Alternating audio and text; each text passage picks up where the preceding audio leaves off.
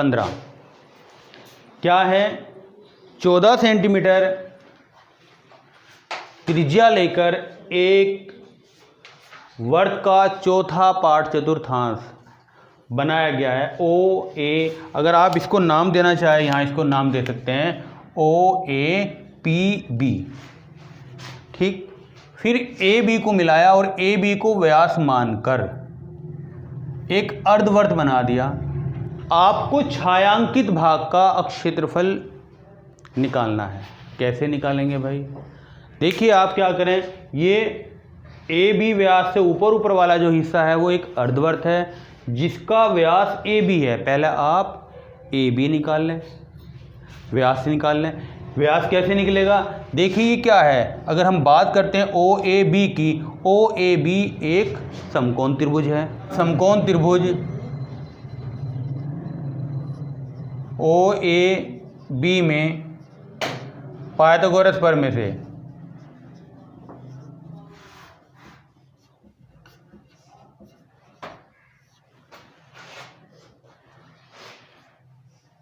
A B का वर्ग बराबर ओ ए का वर्ग प्लस ओ बी का वर्ग 14 का वर्ग प्लस 14 का वर्ग बराबर 196 प्लस 196 बराबर 2 गुना 196 ए बी का वर्ग, और ए बी आ जाएगा आपका √2 गुना 196। 196 का वर्गमूल 14 √2। अर्धवर्त की त्रिज्या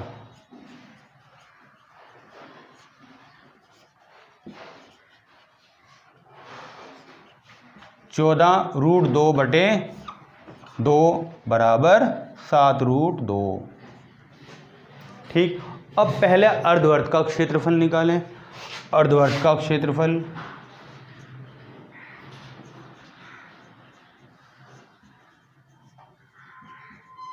कितना? पाई आर स्क्वायर पूरे वर्त का होता है, 2 से भाग कर दीजिए आप, अर्धवर्त का हो गया। वैल्यू रख दीजिए पाई 22/7, नीचे 2 भी है, त्रिज्या 7√2 यानी कि 7√2 का वर्ग। कैलकुलेट करिए कितना आ जाएगा, 22/7 गुना 2 और ऊपर गुना आ जाएगी आपके 7 गुना 7 गुना 2। 2 से 2 कैंसिल हो गया, 7 से 7 कैंसिल हो गया, इनकी गुना कर देंगे, 7 दूनी 14, 7 दूनी 14 और 1 15।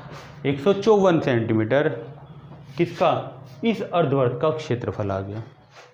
त्रिज्या खंड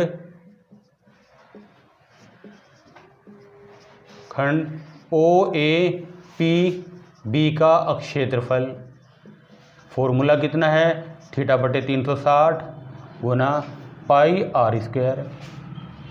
थीटा 90, 360 पाई 22/7, त्रिज्या कितनी है? ये 14, 14 गुना 14।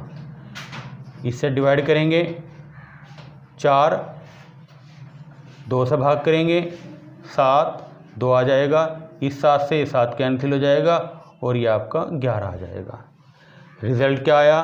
11 गुना 14 बराबर हो जाएगा 11 चौक 44, 11 चौक 44 और 1 4 भाई, 11 कम 11 और 4 15।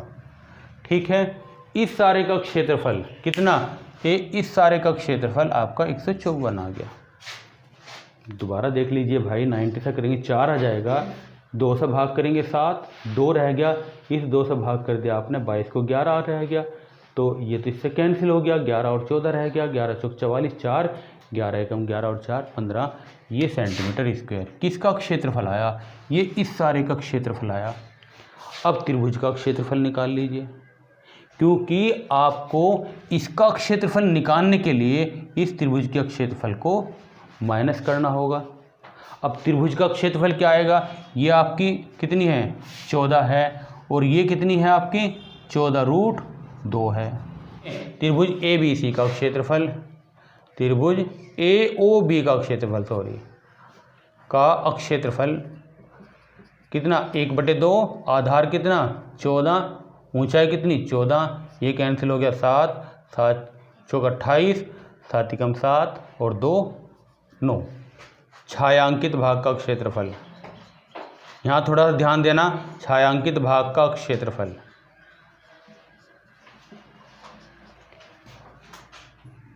अर्धवर्त का क्षेत्रफल कितना है? अर्धवर्त का क्षेत्रफल 154 माइनस क्या करेंगे आप, इसका निकाल देंगे आप, इसका नहीं सॉरी, अर्धवर्त तो आपका ये है ऊपर ऊपर वाला, आपको इसका घटाना है। ये कितना है? आप इस त्रिज्या खंड में से ये माइनस कर देंगे तो इसका आ जाएगा, यानी कि आ गया 154 माइनस 98। तो ये आ जाएगा आपका 154 माइनस 154 प्लस 98 बराबर 98 सेंटीमीटर स्क्वायर। 12.3 का लास्ट क्वेश्चन 16, आपको क्वेश्चन नंबर 16 करना। इस छायांकित भाग का आपको क्षेत्रफल निकालना है, जबकि ये एक वर्ग है जिसकी भुजा 8 सेंटीमीटर है।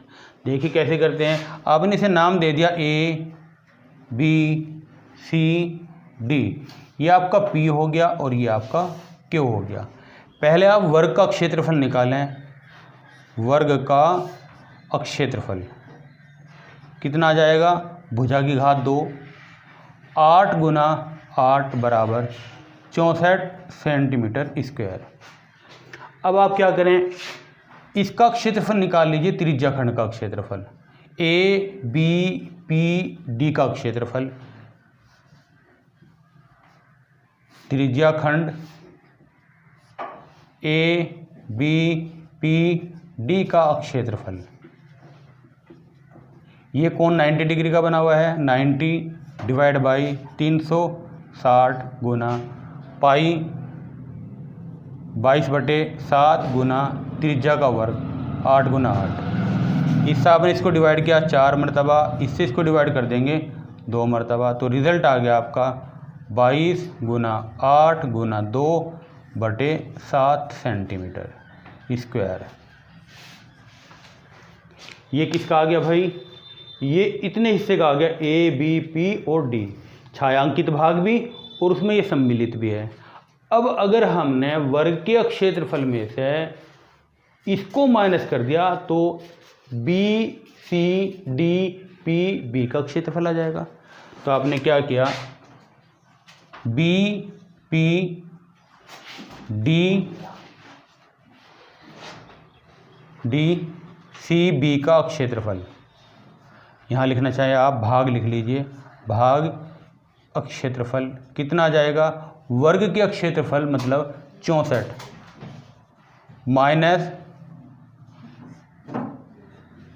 8 गुना 2, इसको आप कैलकुलेट कर लीजिए। कैलकुलेट करने के लिए पहले आप इसमें से कॉमन निकालिए, क्या कॉमन निकल रहा है? 8 दूनी 16, पहले 16 कॉमन निकाल लीजिए, 16 4 माइनस 22/7, 16 कॉमन निकलने पे आप इसका एलसीएम ले लीजिए। एलसीएम लेंगे कितना आ जाएगा? 16 7 चौक 28 माइनस 22 बराबर 16 गुना 6/7 7 सेंटीमीटर स्क्वायर। ठीक है, आपने इतने भाग का क्षेत्रफल निकाल दिया, इतना ही इतने भाग का क्षेत्रफल होगा। इसका क्षेत्रफल आ गया, इसका भी निकाल लीजिए। तो अब कैसे निकालेंगे आप? A, यहाँ लिख लीजिए भाग A B Q D का क्षेत्रफल, A B Q D का क्षेत्रफल वो कितना आ जाएगा? जितना ये है ये आ जाएगा आपका अपॉन। आपको निकालना है छायांकित भाग का क्षेत्रफल। छायांकित भाग यही तो है। आप इस वर्ग के क्षेत्रफल में से मान लीजिए सपोज करो भाग 1 ये था, भाग 2 ये था, इन दोनों का क्षेत्रफल माइनस कर दीजिए, 20 का आ जाएगा। तो कैसे निकाल लेंगे? ये निकाल दीजिए आप 64 माइनस इसका कितना है 96/7 और 96/7 ही इसका है, यानी कि इसका डबल कर दीजिए, ये आ गया। कैलकुलेट करिए। कैलकुलेट करने के लिए आप पहले कॉमन निकालें, क्या 16 दोनों में से कॉमन निकल रहा है? 16 चौका 64, यहाँ से 4 बच गया -2 और ये कितना रह गया 6 डिवाइड बाई 7। अभी भी 4 कॉमन निकल रहा है, 4 और भी कॉमन ले सकते हैं। 16 गुना 4, यहाँ मिलेगा 1 और यहाँ मिल जाएगा आपको 3/7। तो रिज़ल्ट आ गया 64 गुना, इसका एलसीएम लेंगे 7 - 3/7। 64 गुना 4/7 मतलब 16 25/7। आप इसको डिवाइड करना चाहते हैं डिवाइड कर लीजिए। कितना आ गया भाई 7 या 21, 4 बच गए 46, 7 छंग 42, फिर 4 बच गए /7 सेंटीमीटर स्क्वायर या 36.7 पंजे 35, 5 बच गए 37 49, फिर 1 बच गया। आप इसको लिख सकते हो 36.6।